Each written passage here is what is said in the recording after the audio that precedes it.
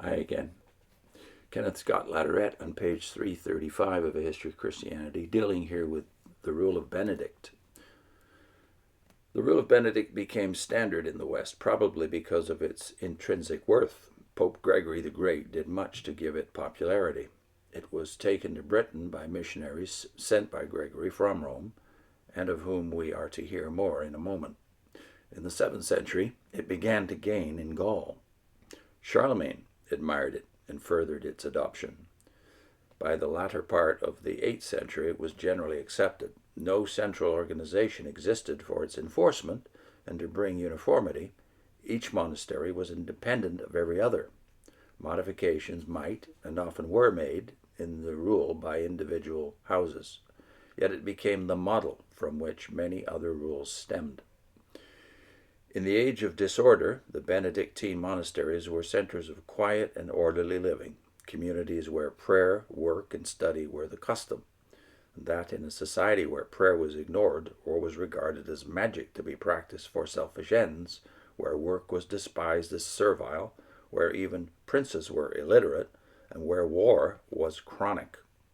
Like other monastic establishments, Benedictine foundations tended to decline from the high ideals set by the rule. Many were heavily endowed, and in numbers of them life became easy and at times scandalous. When awakenings occurred, they often took the form of a return to the rule or its modification in the direction of greater austerity. Even when the rule was strictly obeyed, the monasteries were self-centered and were not concerned with the salvation of the society about them, except to draw individuals from it into their fellowship. However, as we are to see, the missionaries of the Western Church were predominantly monks. It was chiefly through them, although often at the initiative and under the protection of lay princes, that the faith was carried beyond its existing frontiers. Later, moreover, monks of the Benedictine rule became prominent in the general life of the Church and of the community as a whole. Even when the rule of Benedict was not adopted, or where the full monastic way was not followed, the dream of Christian community life often made itself felt. It was seen, for example, in what were known as canons regular.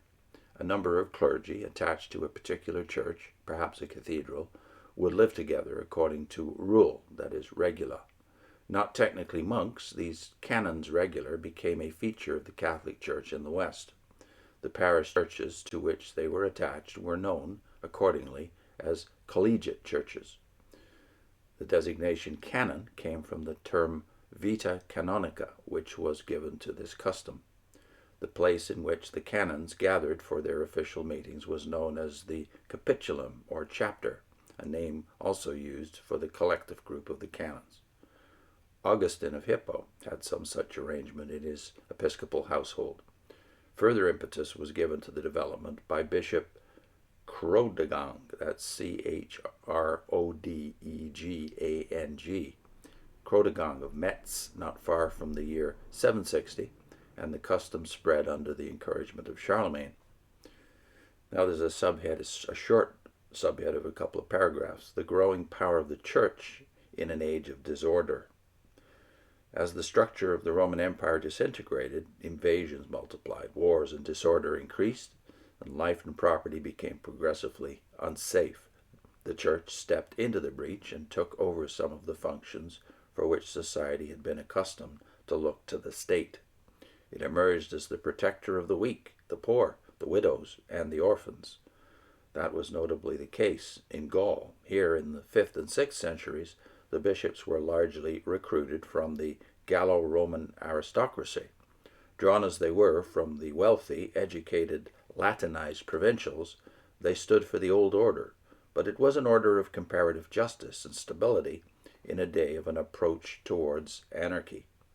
As time passed in Western Europe, especially north of the Alps, bishops tended to become magnates, not differing greatly from secular lords except in their titles and some of their functions.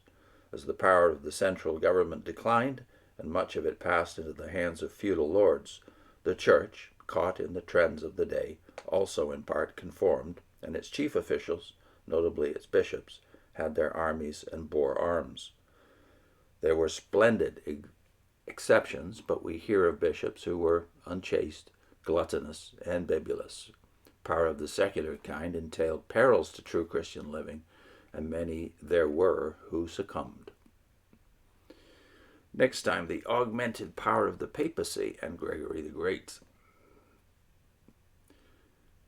I'll put in a link to the first of 7 videos. This is a series based on Merrill Tenney's book, Interpreting Revelation. In this particular chapter, he's dealing with the 3 views of the millennium in Revelation 20. So 7 videos altogether. The first one I'll put up is in our basic Christian library. And this one deals with the influence of Augustine, who is the father of both amillennialism and postmillennialism, which became extremely influential, at least until the time of the 19th century. Postmillennialism has succeeded amillennialism in many circles as the dominant system for interpreting prophecy. So those 7 videos cover the whole range of these interpretations, and I recommend Merrill Tenney's book, Interpreting Revelation, to anyone who wants to get into the book and wants some reliable guidance. So I'll put that basic Christian library item on your screen. See you soon.